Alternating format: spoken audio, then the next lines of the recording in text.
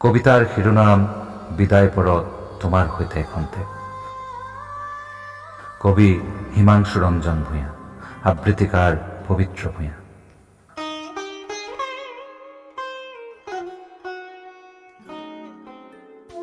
হয়তো এয়াই আমাৰ শেষ দেখা। একেবাৰেই প্ৰস্তুত নাছিলো এনেকুৱা এটা পৰিস্থিতিৰ সন্মুখীন হ'বলৈ, কিন্তু ইও এক বিড়ম্বনা। বাধ্য হৈ পৰিছো মোকাবিলা কৰিবলৈ।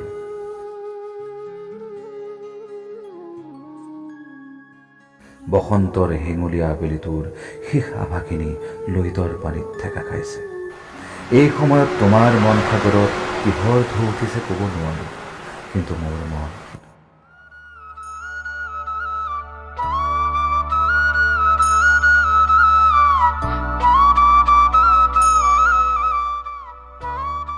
মাত্ৰ কিছুদিনৰ পাছতেই তুমি সযতনে আৰম্ভ কৰিবা এটা নতুন জীৱন। শুভকামনাৰ বাহিৰে এই মুহূৰ্তত একোৱেই নাই তোমাক দিবলৈ।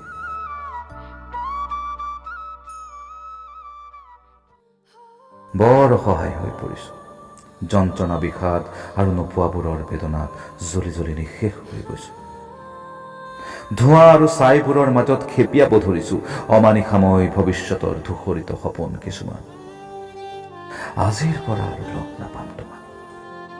সেয়ে হয়তো যোৱা দিনবোৰৰ নষ্টালজিয়াবোৰে বৰকৈ আমনি কৰিছে। মনত আছেনে তোমাৰ কলেজ কেণ্টিনত হোৱা প্ৰথম চিনাকিৰ পৰা লুইতৰ পাৰৰ এইখিনি ঠাইতে নিবিড় অন্তৰংগতাৰে পাৰ কৰা মুহূৰ্তবোৰ? বহাগৰ প্ৰথম জাক বৰষুণত তিতি জুৰুলি জুপুৰি হোৱা সেই মিঠা লগা আবেলিটোৰ স্মৃতিবোৰে তিয়াই পেলাইছে চকু। সকলোবোৰ বৰ্তমান এটা মিঠা সপোন বুলি পাহৰি যোৱাৰ চেষ্টা কৰিছো। তাৰ বাহিৰে একো উপায় নাই।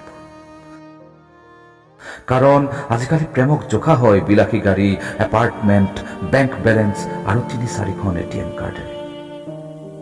মৰম, ভালপোৱা, বিশ্বাস এইবোৰ বিক্ৰী হৈ যায় আৰু আমাৰ দৰে সংস্থানহীন বেকাৰবোৰ লজ্জাজনকভাৱে পৰাজিত হয়, যেনেদৰে আজি এক খলনায়কলৈ পৰিণত হলো মই। অৱশ্যে তোমাক দোষ নিদিওঁ। সকলো পিতৃ মাতৃয়ে বিচাৰে জীয়েকৰ সুখ হোৱাটো, এখন নদন বদন ঘৰলৈ উলিয়াই দিয়াটো তেওঁলোকৰ বৰ ডাঙৰ আশা। হয়তো সেই আশাবোৰে আঁতৰাই নিলে তোমাক মোৰ পৰা বহু দূৰলৈ। বেয়া নাপাবা, বিয়াৰ দিনা যাব নোৱাৰি। মোৰ অৱস্থাটোক আৰু হাঁহিয়াতৰ পাত্ৰ কৰিব নোৱাৰো, কাৰণ তোমাৰ শিৰত ডগমগাই জ্বলি থকা ৰঙা জুইকুৰাই সেইদিনা তীব্ৰভাৱে জ্বলাই নিঃশেষ কৰিব মোৰ বিষাদে আৱৰা ভগ্নপ্ৰায় হৃদয়। সেয়ে শেষবাৰৰ কাৰণে মন খুলি কামনা কৰিছো আজীৱন সুখী হোৱা।